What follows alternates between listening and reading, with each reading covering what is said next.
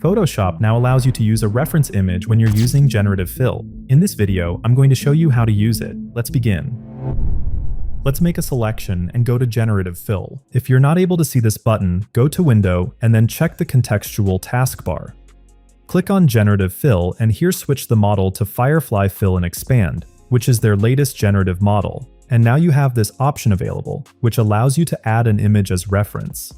Let's make a selection around this guy's jacket. I'm going to press L and use the lasso tool for that. And after we've made our selection, we head over here to import an image. I'm going to use a photo of this jacket. So instead of typing in a prompt and get a random white jacket, now we have the exact style we want. When you import the image, it's going to isolate the subject from the background. Here it left a few other parts from the original image, but that's fine. You can choose to reference to the object or the whole image, and then you can select between swapping or placing the new item.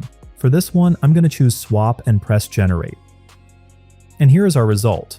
We have 3 images and it did a pretty good job. It's really close to the reference image. Now let's move on to another photo.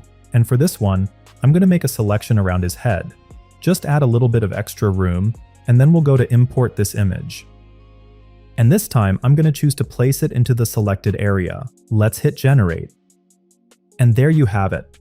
Let us know in the comments how you're planning to use this feature in your projects. If this video helped you, don't forget to like, share, and subscribe. Visit the Creative Society website for more design resources and music. If you want to continue learning, check out this other video on the screen. Thank you, and see you next time. This is Creative Society.